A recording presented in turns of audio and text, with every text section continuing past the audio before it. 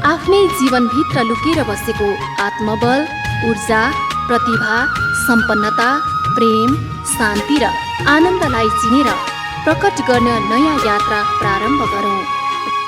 जीवन विज्ञान, जीवन विज्ञान।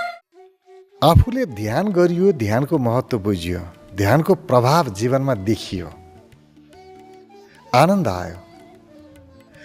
अरूलाई पनि ध्यान गराउन मन लाग्छ। साथीभाइ, घर परिवार सबैलाई ध्यानमा लिएर आउँ अथवा उनीहरू पनि ध्यानी भइदिए हुन्थ्यो, ध्यान गरिदिए हुन्थ्यो, उनीहरू पनि शान्त भइदिए हुन्थ्यो, आनन्दित भइदिए हुन्थ्यो, त्यस्तो लाग्छ। तर अरूलाई ध्यानमा रुचि नै हुँदैन। कसैले ध्यानलाई महत्त्व नै दिँदैनन्। ती व्यक्तिहरूलाई ध्यान सिकाउनको लागि, ध्यान गराउनको लागि के गर्नुपर्छ होला? सुन्दर प्रश्न छ। सबैभन्दा पहिलो कुरा त आफ्नो चाहनाबाट, आफ्नो इच्छा पूर्तिको विचारबाट मुक्त हुने। मेरो मात्रै इच्छा छैन नि, अरूको पनि इच्छा छ नि। म अरूलाई मेरो इच्छा अनुसारको काम गरिदियोस् भन्ने चाहन्छु, गर्न लगाउँछु। उसलाई पनि त त्यस्तै लाग्ला नि। उसको इच्छा अनुसार मैले पनि त गरिदियोस् भन्ने लागेको होला।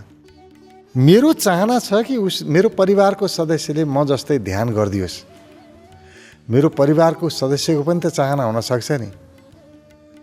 म जस्तै यसले पनि ध्यान नगरिदियोस्, म जस्तै काममा हिँडोस्, उसको पनि चाहना होला। बिहान घरमा कति काम छ, काम नसगाएर ध्यान गरेर बसिरहेछ बिहानदेखि। ध्यान गरेर मात्रै सबै कुरा प्राप्त हुन्छ? ध्यान गरेर मात्रै खाना घरमा पाक्छ? खाना कसैले पकाइदिन्छ? पकाउने मान्छे भएन ध्यान गर्ने? ढिलासम्म बाहिर सुविधा छ, त्यसकारण उसले ध्यान गर्ने सुविधा पायो, नत्र पाउँदैन थियो। भनाइको मतलब के भने सबैको आफ्नो चाहना हुन्छ। हामीले अरूको चाहनालाई सम्मान गर्नुपर्छ। पहिलो काम, उनीहरू सबैले ध्यान गरिदिउन् भन्ने अपेक्षा राख्नु नै दुःखको मूल कारण हो। हामीले दुःख त्यही भएर पाएका छौँ नि। मैले जुन धर्म मानेको छु, सारा जगतले त्यही धर्म मानोस्। मैले जुन भगवान मान्दछु, सबैले त्यही भगवान मानोस्। मैले जुन गुरु मान्दछु, सारा दुनियाँले उही गुरु मानोस्। म राजनीतिमा जुन विचार राख्दछु, सारा दुनियाँले उही विचार राखोस्। म जुन व्यवसाय गर्छु, मेरो पुरै पुस्ताले त्यही व्यवसाय गरोस्। हामी त यस्ता भयौँ नि, आफ्नो विचार अरूमा लाद्ने, अथवा मैले जे गरेको छु सबैले त्यही गरून्, म जस्तो छु सबै त्यस्तै हौँ। यो अरूलाई आफू जस्तो बनाउने प्रवृत्ति नै दुःखको सबैभन्दा ठुलो कारण हो। मै जस्तो बनाऊँ, ऊ जस्तै बनोस्। उसको आफ्नो स्वभाव छ, आफ्नो प्रकृति छ, उसको आफ्नो मन छ, उसका आफ्ना भावनाहरू छन्, मेरा आफ्ना भावनाहरू छन्, आफ्नो मन छ। जसरी हरेक व्यक्ति अनुहार हेऱ्यो भने हरेक व्यक्ति फरक फरक छ। शरीरको ढाँचा कसैको मिल्न सक्ला, तर अनुहार मिल्दैन। हरेक अनुहार फरक छ, त्यसै गरी हरेकको मन फरक छ। सबैको मनको आफ्नो संसार छ। सबैको अनुहार मेरो जस्तै बनाऊ भनेर लाग्यौँ भने कहिले पनि सम्भव हुँदैन। प्रकृतिले सबैको अनुहार फरक बनाएको छ। मैले एकरूपता बनाउन खोजेर हुन्छ र? त्यस्तै हो, त्यस्तै हो। मैले जे गर्छु सबैले त्यही गरौँ भनेर हुँदैन। हरेक व्यक्तिको आफ्नो स्वभाव छ। र त रमाइलो छ नि, यो संसार रमाइलो त्यसकारण छ कि यहाँ विविधता छ। यहाँ तितो पनि छ, टर्रो पनि छ, पिरो पनि छ, नुनिलो पनि छ, गुलियो पनि छ, अमिलो पनि छ, सबै कुरा छ। धेरै स्वाद छन्, त्यसकारण त मजा छ नि। एउटा स्वाद नभए अर्को रस लिन पाइएको छ र प्रत्येक स्वादको आफ्नो महत्त्व छ। यो स्वाद बढी महत्त्वको छ र यो कम महत्त्वको छ भन्न मिल्दैन। यो स्वाद बढी पोषिलो हुन्छ र यो स्वाद कम पोषिलो हुन्छ भन्न मिल्दैन। सबैको पोषण आफ्नो ठाउँमा उत्तिकै महत्त्वपूर्ण छ।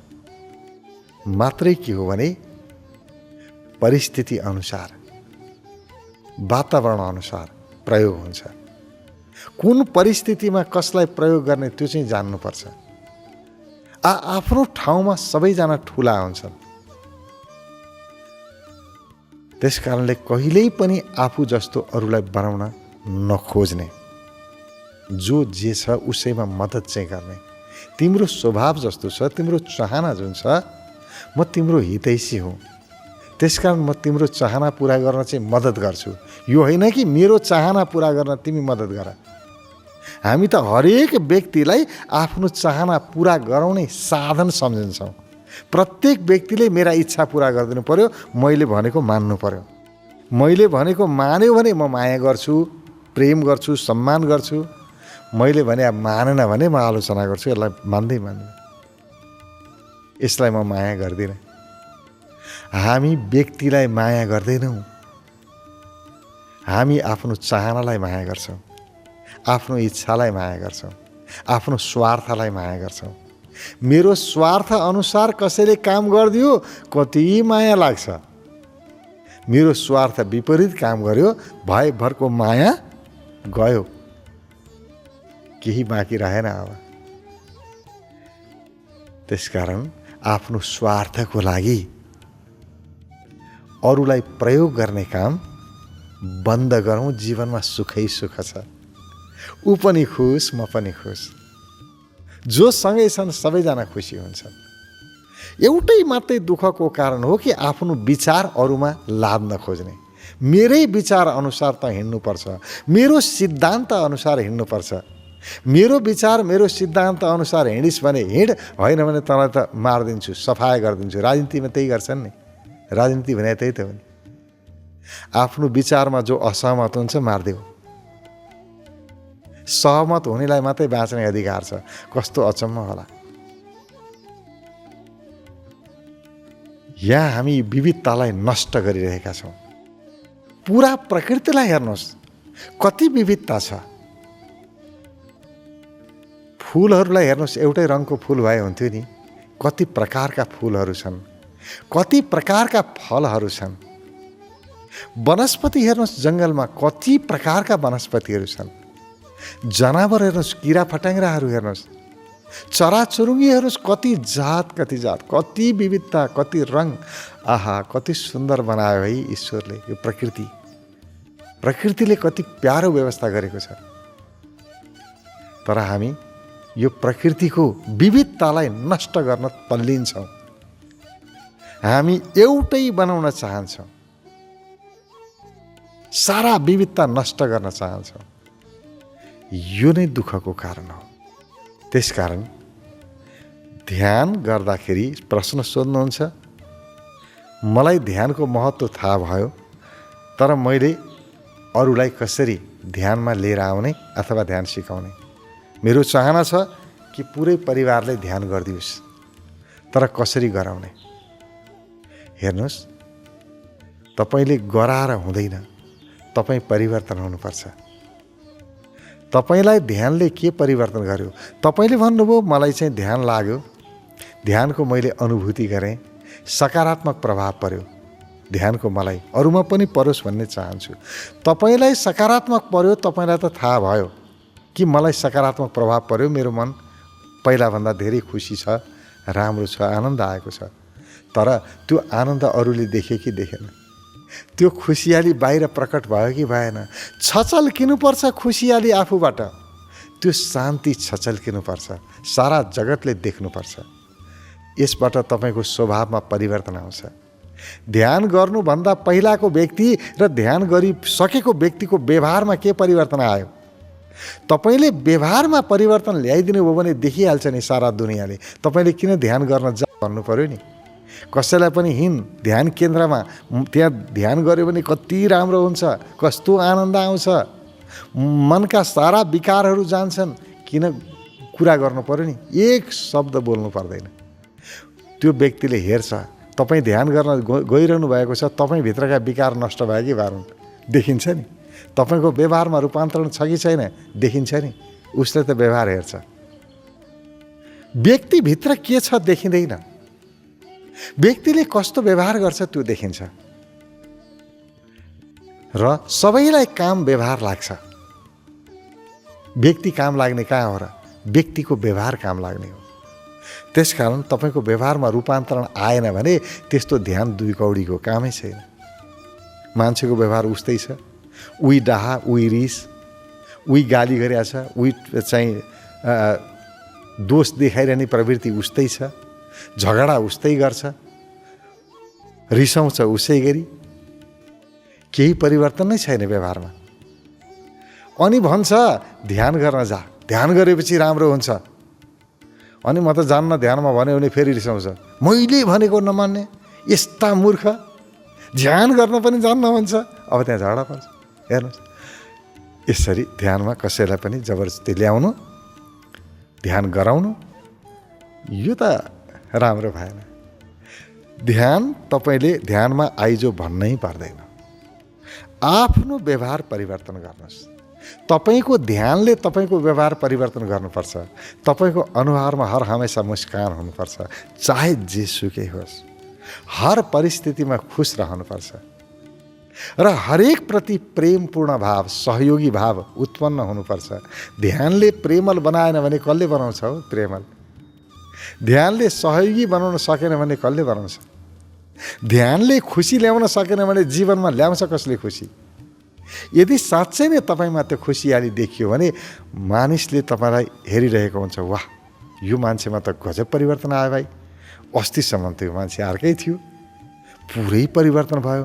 अनि तपाईँले नभने पनि सोध्छ, ओइ के भयो तँलाई, पहिला यस्तो थिइनस्, पुरै परिवर्तन आएको छ, के गरिस् तैँले? अनि तपाईँ भन्न सक्नुहुन्छ, म फलाना ठाउँमा ध्यान गर्न जान्छु, ध्यानको कला सिकेँ, अनि यसरी जीवन रूपान्तरण भयो मेरो त। अनि उसले भन्छ, ल भाइ मलाई नि लाग्दैन, म पनि जान्छु नि त्यहाँ। राम्रो देखेपछि को लालयित हुँदैन, आइहाल्छ नि मान्छे स्वाभाविक रूपमा आफै। तपाईँले बोलाउनै पर्दैन, आफै खोज्दै आउँछ, तपाईँलाई सोध्छ, कहाँ ध्यान गर्छस्, लौ न मलाई लगिदे, मलाई पनि सिकाइदेन, म पनि सिक्न चाहन्छु। आफै सिक्ने इच्छा व्यक्त गर्छ। त्यसकारण कसरी ल्याउने भनेर सोध्नुहुन्छ, त्यस्ता व्यक्तिलाई कसरी ल्याउने? आफ्नो व्यवहार परिवर्तन गर्नुहोस्, ल्याउनुहोस्। आफू परिवर्तन नहुने अनि कसरी ल्याउने, ल्याउने कसरी ल्याउने? अब ल्याए पनि काम लाग्दैन। उसले ध्यान गरेर उपलब्धि हेर्छ नि त। कुनै पनि व्यक्तिले कुनै पनि कामको उपलब्धि हेर्छ के, परिणाम आएपछि त जो पनि आइहाल्छ नि। त्यसकारण ध्यान परिणाममुखी हुनुपर्छ। कसैलाई पनि हामी त्यत्तिकै यो गर भनेर दबाब दिन सक्दैनौँ, किनभने प्रत्येक व्यक्ति स्वतन्त्र छ आफ्नो स्वभाव अनुसारको कर्म गर्नमा। आफ्नो स्वभाव विपरीत काम कसैले पनि गर्दैन, गर्नु हुँदैन पनि। हरेक व्यक्ति स्वतन्त्र छ। कसैलाई जहाँ इच्छा लाग्छ त्यहाँ जान्छ। ध्यान गर्दाखेरिको परिणाम राम्रो देख्यो, ध्यान गर्न गइहाल्छ नि। पहिला पहिला मानिसहरू योग गर्दैन थिए, थाहा थिएन। अहिले थाहा पाए नि त। योग गर्ने मानिसहरू यसलाई यति स्वास्थ्य भयो, यति राम्रो हो देखे, प्रत्यक्ष योग गर्दा ध्यान गर्दाको फाइदा प्रत्यक्ष देखे अरूमा। अनि मानिस ध्यानप्रति, योगप्रति आकर्षित भए। अहिले सारा संसारमै योग र ध्यानको महत्त्व द्रुत गतिमा बढिरहेको अनुभव भएको छ। सबैतिर ध्यानको चर्चा हुन्छ, योगको चर्चा हुन्छ। गर्नुपर्छ है। यसले शारीरिक र मानसिक स्वास्थ्य प्रदान गर्छ। त्यो कसरी थाहा भयो? प्रदान गर्यो कसैलाई, त्यस कारण थाहा भयो। थाहा पाएपछि मान्छेले गरिहाल्छ नि। होइन अब हेर, अहिले चाहिँ त योग गर, ध्यान गर, मरेपछि सिधै स्वर्ग पुग्छस्, यो उधारो कसैलाई चाहिएकै छैन। मरेपछि जहाँ पुगेला त्यतिखेर हेरौँला। अहिलेको जीवनमा यसले फरक प्रभाव पार्छ कि पार्दैन, मान्छेले त्यो हेर्छ।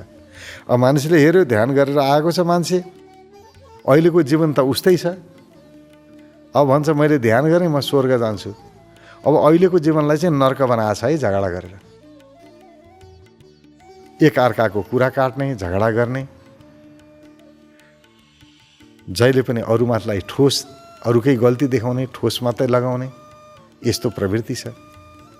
कहिल्यै हँसिलो मुख देखिँदैन, जहिले पनि चिन्तित छ। अनि अब ध्यान गरेर राम्रो हुन्छ, ध्यान गर्न हिँड भन्छ, कसले पत्याउँछ नि? यसरी हुँदैन। त्यसकारण बोलेर होइन, गरेर देखाउनुपर्छ। सारा जगतले गराइलाई विश्वास गर्छ, बोलाइलाई होइन। यहाँ बोल्नेहरूले त कति बोले। धेरै मान्छेले भने नि हामी त यहाँ यो देशलाई, हाम्रो देशलाई स्विजरल्यान्ड बनाइदिन्छौँ, कसले के भने कुन देश बनाउँछौँ।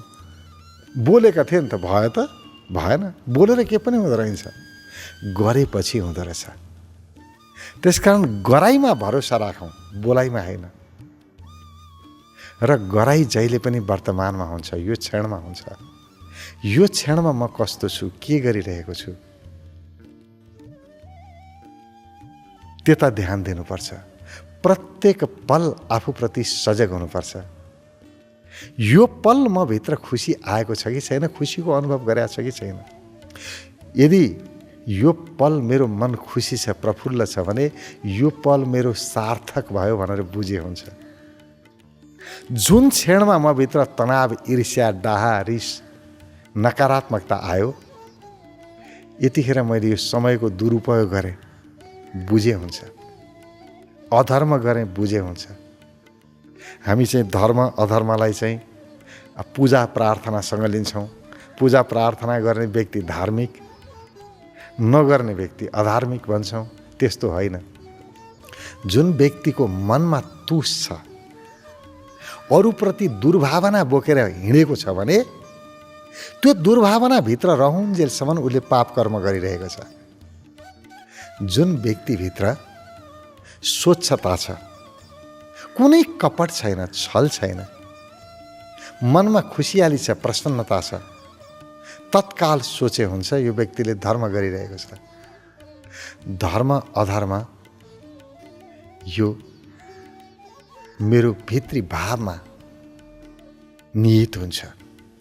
मेरो भावना कति शुद्ध छ त्यसमा भर पर्छ।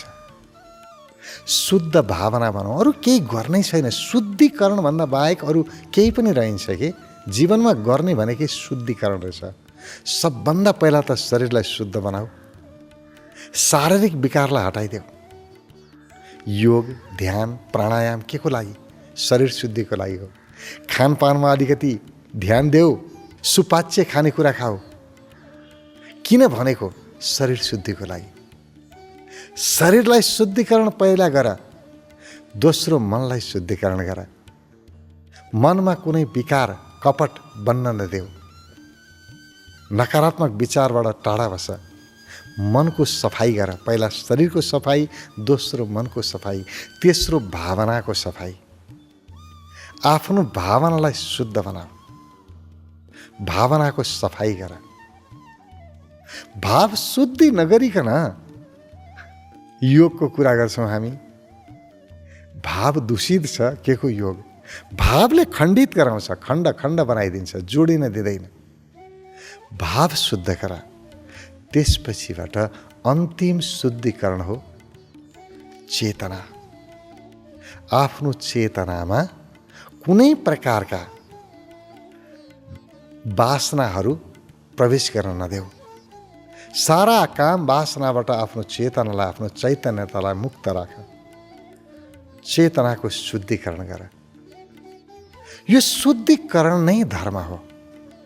धर्म भनेको मात्रै सफाई हो, अरू केही पनि होइन।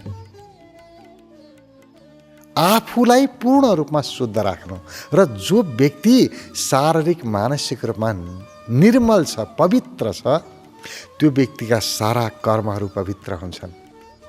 उसले जहाँ जे गर्छ शुभ मात्रै गर्छ, राम्रो मात्रै गर्छ। उसका हरेक कृत्यले उसको त हित हुन्छ नै, सारा जगतको हित हुन्छ, सारा संसारको कल्याण हुन्छ। र जुन व्यक्तिभित्र फोहोर छ उसले आफ्नो त अकल्याण गर्छ नै, आफूलाई त बिगार्छ नै, सारा जगतलाई पनि दुःख दिन्छ, अरूलाई पनि बिगार्छ। त्यसकारण आफ्नो शुद्धिकरण गरौँ, आफू निर्मल पवित्र बनाऊ। त्यो पवित्रता देखेर अरूलाई पनि पवित्र बन्न मन लागिहाल्छ नि, आइहाल्छन् नि नजिक।